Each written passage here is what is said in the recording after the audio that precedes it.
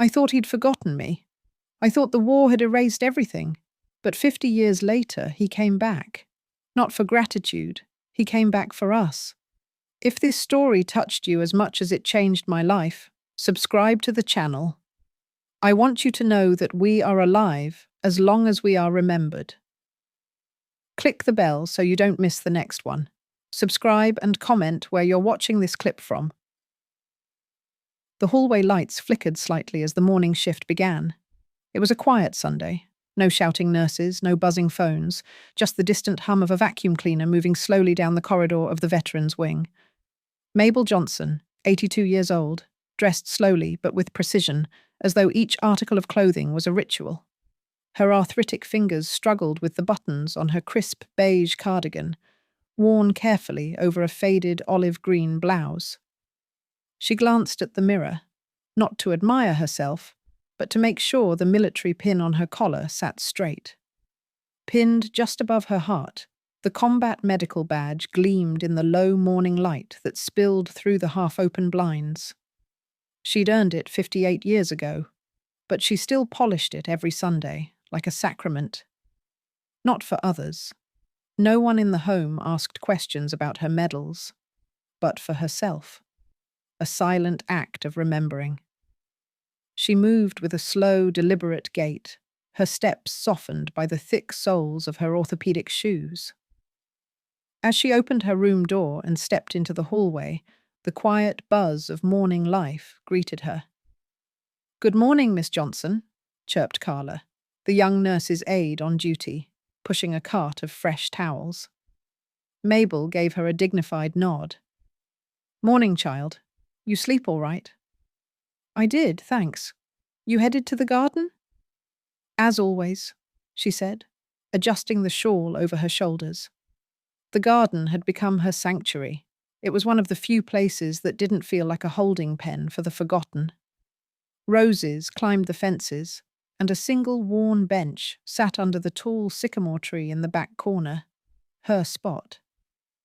She walked slowly past the bulletin board displaying photos of younger residents with their grandchildren, past the faded portrait of the home's founder, past the old soda machine that hadn't worked since 2019. Her mind wasn't here. It was somewhere far from Tennessee, far from this long hallway smelling of antiseptic and lavender-scented cleaning fluid. In her thoughts, she was 24 again, stepping into the heat and dust of Kandahar, her boots crunching over gravel, her hair tightly braided beneath the helmet. She could still feel the ache in her back from carrying supplies.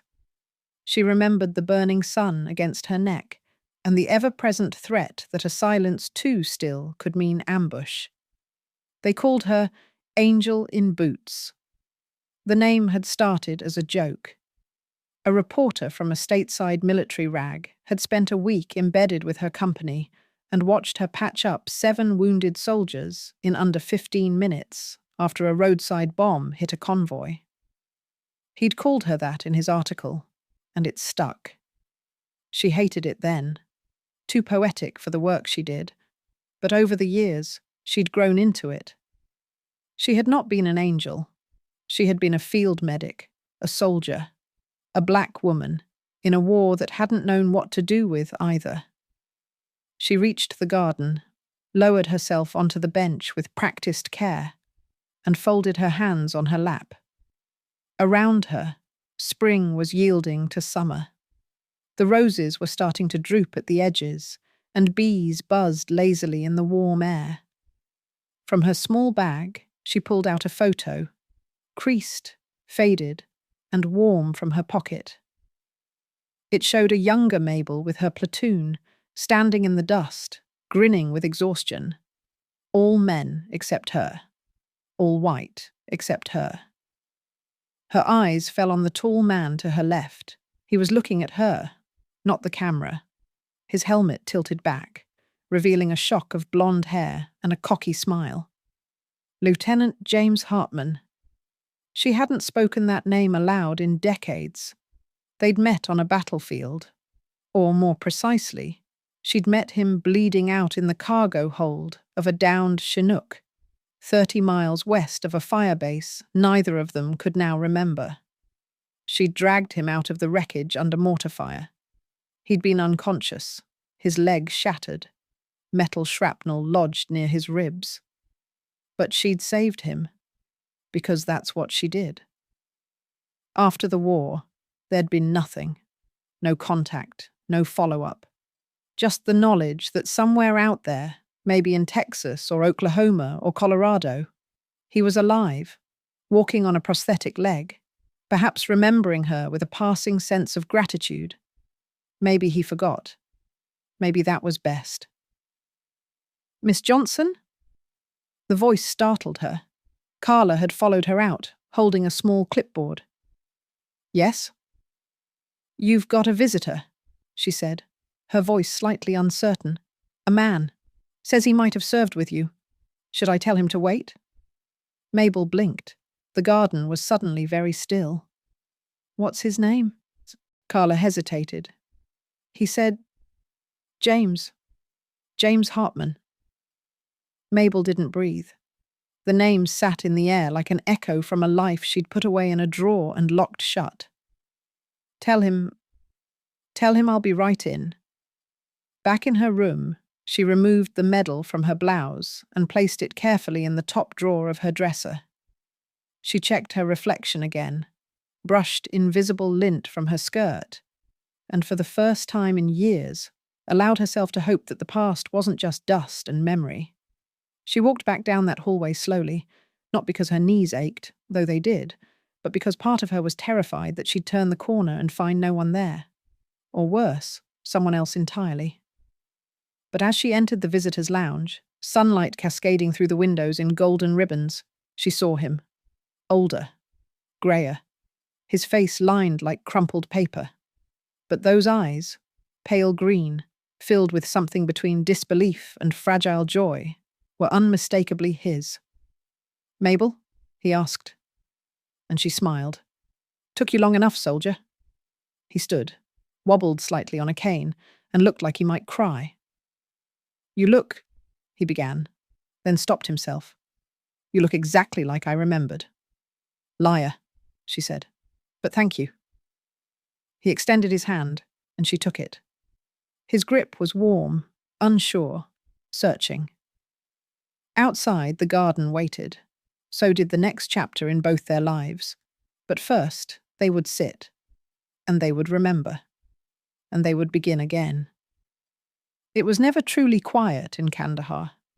Even during the night, when the wind calmed and the dust hung suspended in the floodlight beams, the world trembled just beneath the surface. Explosions became a kind of punctuation in the desert. Brief exclamation marks in a sentence that never ended. The 315th Combat Support Hospital, where Mabel Johnson was stationed, sat like a weary sentinel in the midst of sand and sorrow. Canvas walls flapped in the wind. Diesel generators coughed in the corner. Somewhere, someone was always bleeding. Mabel worked in shifts that never really ended. Some of the other medics talked about hours or sleep cycles. She talked about patience. On that particular day, April 16th, 2004, she had already lost 2 boys before lunch. One was 19. One had a daughter the same age as Mabel's granddaughter. No one ever tells you how many faces you'll forget just to keep the ones that haunt you. The alert came through with the usual detached coldness of the radio. Inbound helo. Downed bird. 2 injured. Possible compound fracture.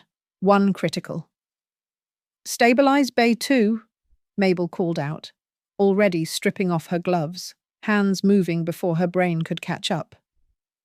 There was a kind of martial poetry to trauma medicine, precision wrapped in adrenaline. When the Chinook came in half an hour later, half collapsed and coughing smoke, they brought in only one man. White male. Approximate age, 35. Bloodied, unconscious, soaked in hydraulic fluid. A jagged chunk of shrapnel sat just above his left hip, and his right leg was mangled, bone exposed. But he was breathing. Barely. The The pilots had found him just outside the wreckage, trying to crawl. He had dragged his body 15 feet before collapsing, his radio still in his hand. Mabel snapped into motion. O2 at 10 litres. Get that chest exposed. I want blood ready. Type O now. Let's get him intubated. This man's not dying on my table, not today. And he didn't. Not that day. 3 hours later, in the triage tent, she sat beside his bed. He looked like death. Skin like wax, gauze wrapped across his ribs, an IV in each arm, bandages everywhere. His face was swollen, but under the grime and blood, she could make out handsome features, strong jaw, high cheekbones, that vaguely Texan look. She read the tag clipped to his chest. Hartman, James T. Rank, 1st Lieutenant Unit, 82nd Airborne. Still breathing, she muttered, mostly to herself. You stubborn bastard. The nurse on rotation gave her a sideways glance. You know him? No, Mabel replied, though her voice was gentler than before. But I will. The first time he opened his eyes, it was 2 days later. She was standing over him with a clipboard, updating charts. He blinked, flinched slightly at the light, then focused on her. His first words, a cracked whisper. Am I dead? No, Mabel said, not looking up. But you're lucky I found you first. Those other boys would have just slapped a morphine patch on you and hoped for the best. He blinked. You were on the helo? No, she answered, finally looking at him with the smallest of smirks. I'm the one who digs people like you out when helos go down. He winced, then half laughed. Hell of a first impression. You've had worse, she said. I've seen your leg. From that moment, something began, small, unspoken, wrapped in medical tape and morphine. Over the weeks that followed, as he recovered in a corner cot near the medical tent's western wall, Mabel would check on him often. Sometimes it was routine. Other times she lingered. Didn't think they let women patch up soldiers, he said once, teasing. They don't, she replied. They let warriors do that. The women part is just a bonus. He grinned, and she almost smiled back. Late one evening, under the dim hum of a portable lantern, James asked, You always this mean to your patients? She looked at him over her shoulder. Only the ones who flirt with death. He chuckled. I wasn't trying to die, just got unlucky. You and everyone else here, she replied, eyes flickering for a moment with something deeper. Grief, perhaps, or fatigue that came not from the body, but from the soul. It was in that conversation that he asked her where she was from. She said Birmingham, Alabama, told him about her grandmother who picked cotton until her knuckles bled, about her father who wasn't allowed to sit at the same lunch counter as white men, and about the way joining the military wasn't just a job, it was her ticket out. He listened, really listened. No mocking, no patronizing, just listened. You've seen more than I have, he said finally, and I've been shot at by both sides. Mabel raised an eyebrow. Because I'm a woman? No, he said, because you've had to fight 2 wars at once. After that, she began leaving him extra rations, letting him steal a second pudding cup, sneaking him better pillows. The medics joked. Must be that southern charm, one said. Careful, Hartman, she's a heartbreaker. But it wasn't flirtation, not then. It was mutual understanding, a shared quiet, an acknowledgement that they were both alone in very different ways. One night, there was an attack. Mortars fired from just beyond the wire. Alarms howled. Mabel, barefoot and breathless, ran through sand and shouting to the medical tent, certain it had been hit. She burst inside, heart pounding. James was already on the floor, crouched low, cane in hand, face pale. You came for me, he said, stunned. Don't flatter yourself, she snapped, pulling him up. I came for all of them. But later, when the dust settled and they returned inside, he held her gaze a moment too long, and she didn't look away. 2 days before he was set to be transferred back to Germany for further rehab, he asked her to sit with him by the southern fence. It wasn't protocol, but she agreed. They sat in silence on fold-out chairs, watching the stars. "You ever think," James asked quietly, "that we're just shadows here? Like no one will remember what we do when the sand swallows it all back?" Mabel looked up. "They might not remember us, but they'll feel it. The ones we saved. The ones who went home. I never got to say thank you." "You just did," she said, then added, "But you can write it down if you like. I collect letters." So he did, that night. A letter she never received. On the morning of his departure, they shook hands. No kiss, no declarations. Just a handshake that lingered longer than it needed to. A silent goodbye that neither of them wanted to call final. "I hope we meet again," he said. "You won't recognize me when I'm old," she replied. "You'll be the one with medals and fire in her eyes. I'll know." Then he was gone, and the war rolled on. Life did not slow down when the war ended. It did not come with a moment of clarity or closure. For Mabel Johnson, the end of her deployment in Afghanistan felt like walking out of a burning house into a thunderstorm, one chaos replaced by another. The day she left Kandahar, she didn't cry. She didn't even look back at the airstrip as the C-130 roared skyward. Her body was numb. Her bags were heavy, and the desert dust clung to her skin like the ghosts she carried home. She returned to Birmingham not with a hero's welcome, but to a small apartment that hadn't changed much in the month she'd been gone. Her son, Malcolm, picked her up at the airport.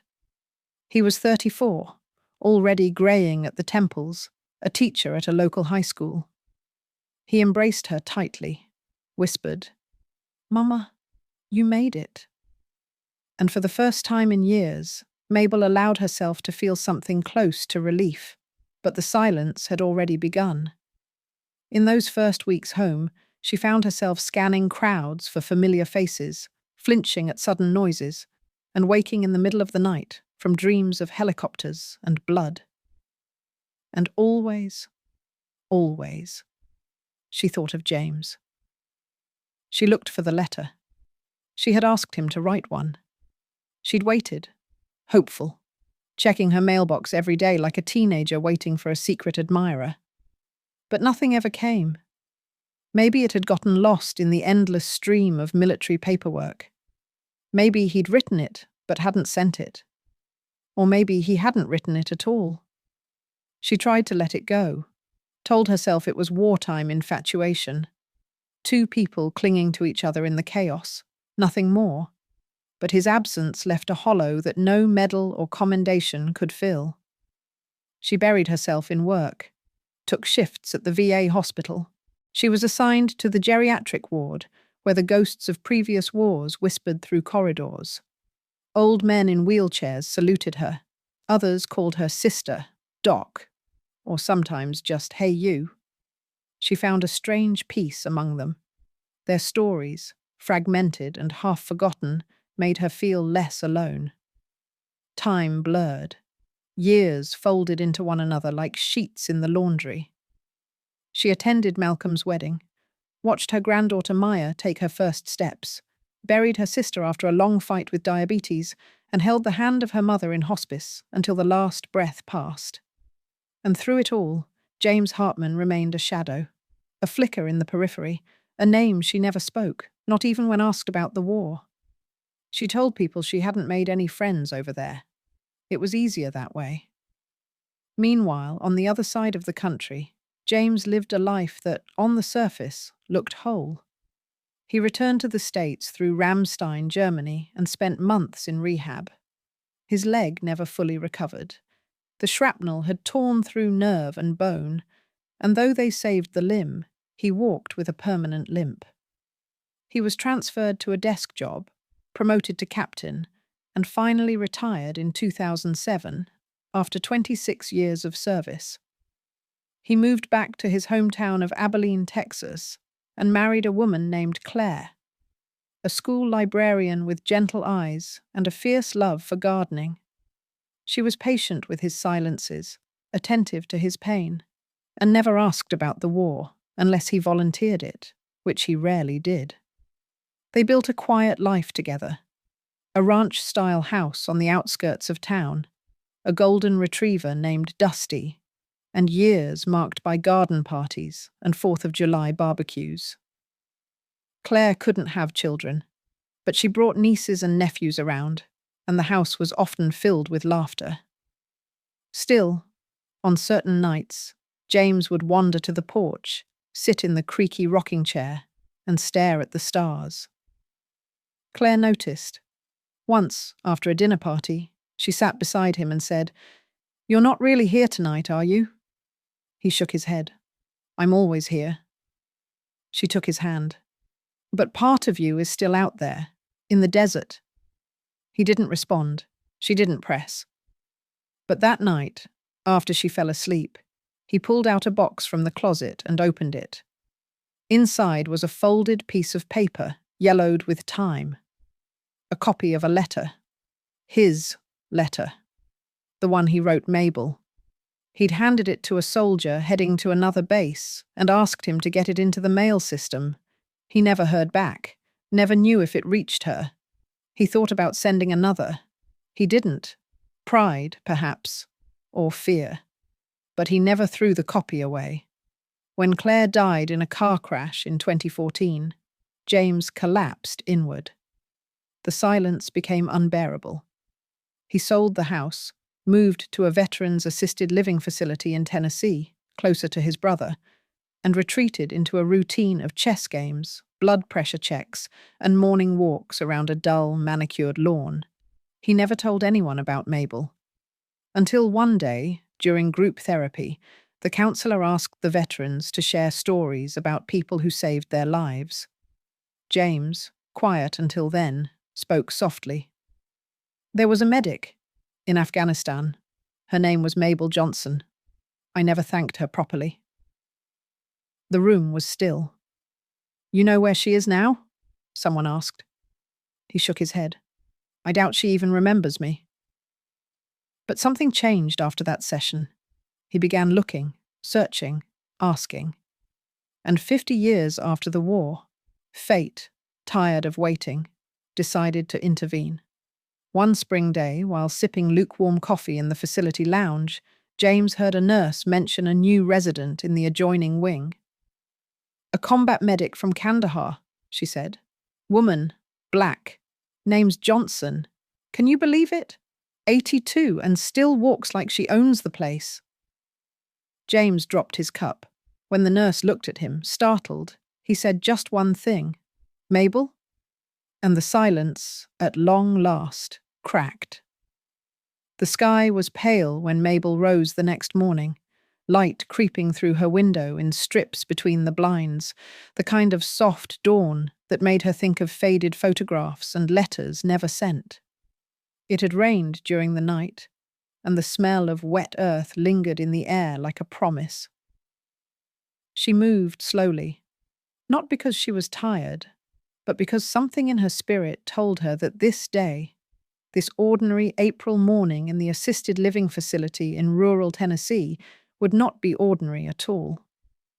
She washed her face, combed her short silver hair, and reached for her pin, the combat medical badge.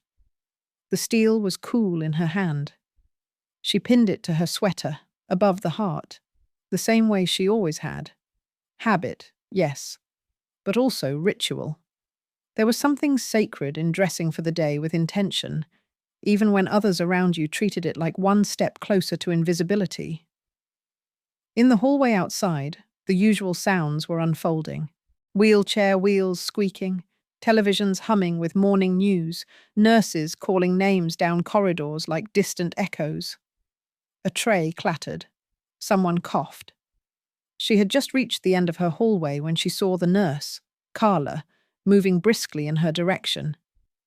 The girl's eyes were bright, almost too bright for 8:30 in the morning.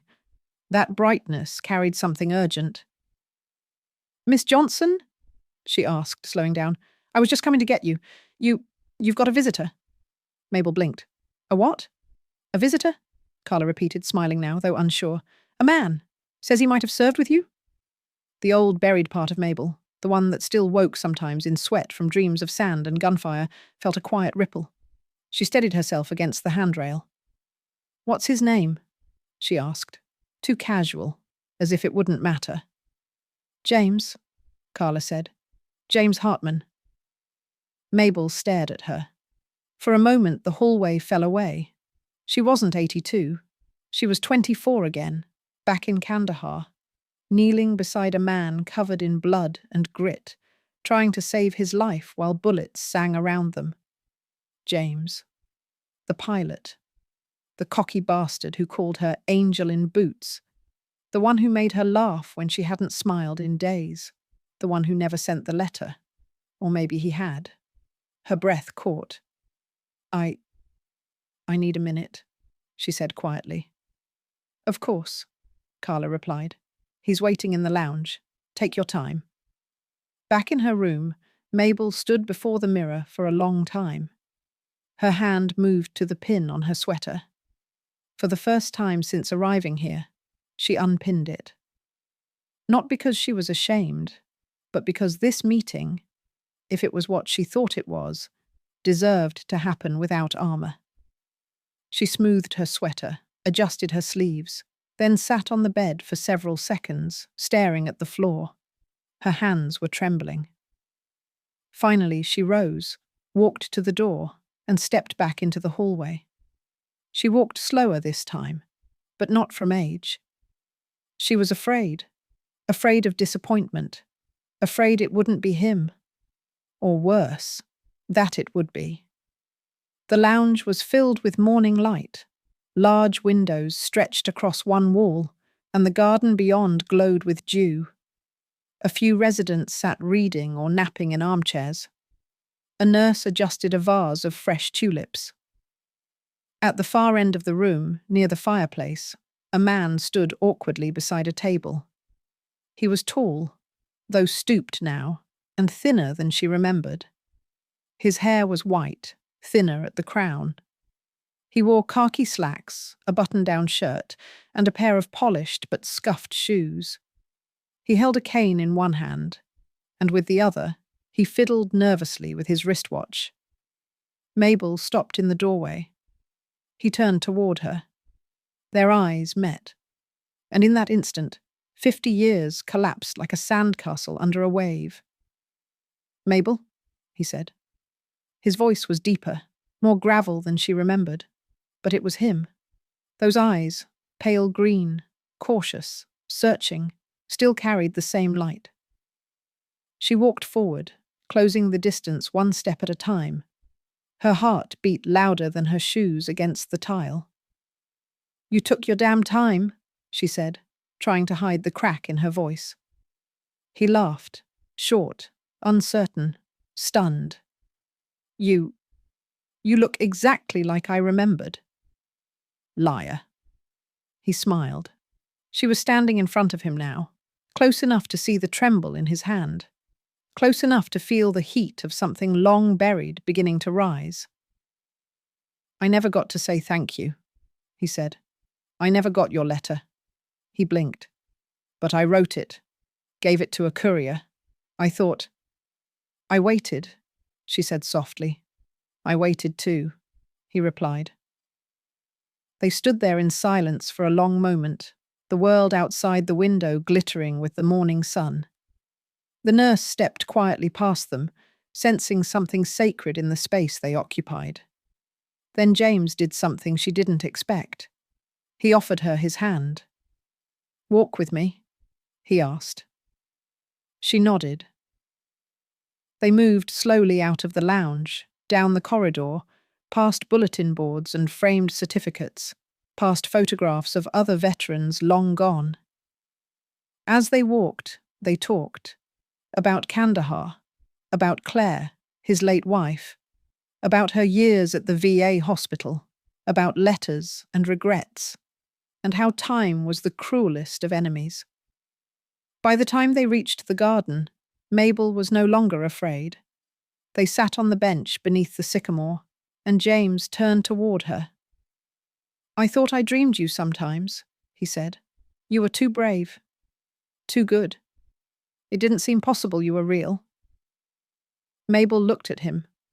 "I've had to be real every damn day since." He nodded. "I believe that." A soft breeze stirred the trees. Insects buzzed. A hummingbird dipped to the feeder.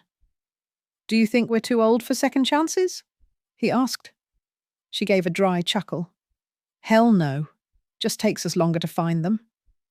He smiled. Then, hesitantly, he reached for her hand. She let him take it. And for the first time in 50 years, the silence was gone. The days began to change. It wasn't just the seasons, the early flush of Tennessee autumn bleeding gold and rust into the trees, the smell of dry leaves crisping beneath walkers and wheelchairs. It was the rhythm of the place. A shift in the air, a softening, a whisper of something tender. Residents noticed it first, though none of them said much. Old people in these homes knew how to spot love when it walked in the room, even in quiet, worn-out shoes. They saw it in the way Mabel began to wait a little longer in the mornings before heading to the garden. How she smiled, but not for everyone. Just when James came around the corner, leaning on that old cane of his with shoulders straighter than they had been in years. They noticed how he slowed down, matching her pace, even when she was tired and silent. How they sat beside each other in chapel without touching, but with a closeness that didn't need explanation. There was nothing dramatic about it. No grand declarations. No wild, romantic gestures. Just two people sitting on benches, sharing crossword puzzles, drinking lukewarm coffee, and choosing to show up. Every day. They began taking walks together around the edges of the garden. James would point out plants he remembered from Claire's garden in Texas. Mabel would hum low jazz standards under her breath, and sometimes, just sometimes, sing a line or two aloud. On Thursdays, they watched old movies on the community center's tiny television. Casablanca, Guess Who's Coming to Dinner. Even a poorly restored VHS of The Longest Day that made James mutter about historical inaccuracies. At first, they avoided talking too much about the past. It was easier to exist in the present, where the air was cool and the coffee weak, and no one bled in their arms. But time is rarely so gentle. Eventually, the memories slipped in. It happened one evening, sitting on a bench while the wind rustled the treetops.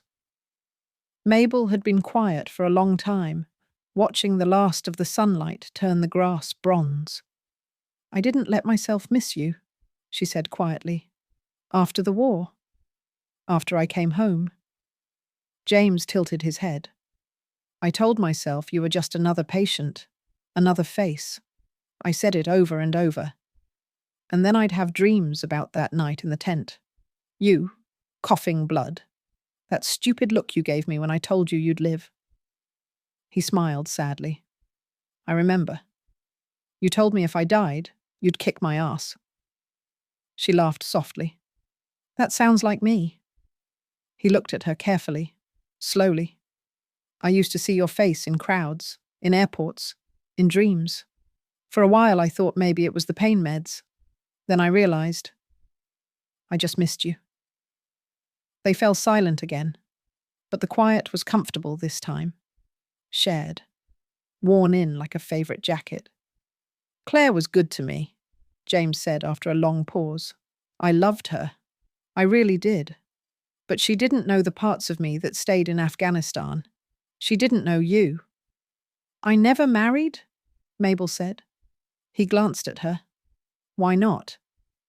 "Because no one else ever felt real after you," she said simply. And with that, the last of the walls crumbled. They began spending nearly every hour together, breakfasts in the main dining hall, afternoons reading aloud in turns, her voice warm and rich, his cracked but persistent. She taught him to play dominoes. He taught her how to carve wooden birds from scrap blocks. The other residents started calling them the general and the medic. They didn't mind.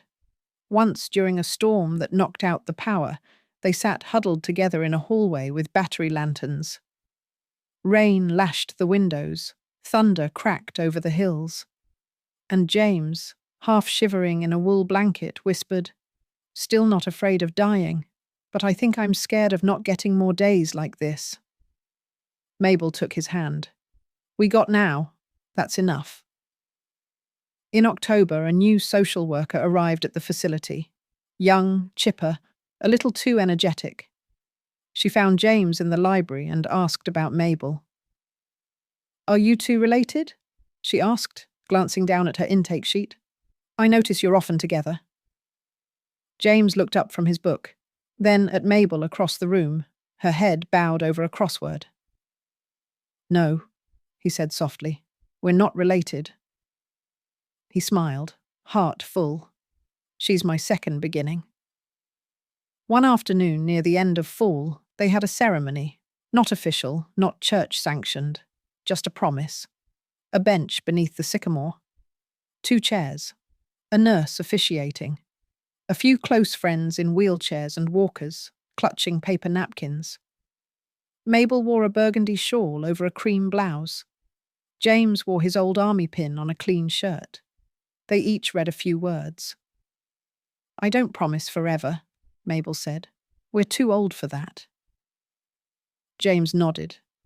"But I promise today, and tomorrow, and however many more they give us." The crowd clapped politely. Someone cried. The wind rustled through the trees like an old hymn. Later that night, in their respective rooms, still living separately out of habit, they each lay awake, staring at the ceiling. Mabel whispered into the dark, "Still here." In the next wing, James whispered back, as if she could hear, "Always." Time, as always, kept moving. They aged. Their hands shook more. They walked slower. But their spirits stayed sharp. When James fell ill the following year, pneumonia that nearly stole him, Mabel refused to leave the hospital wing.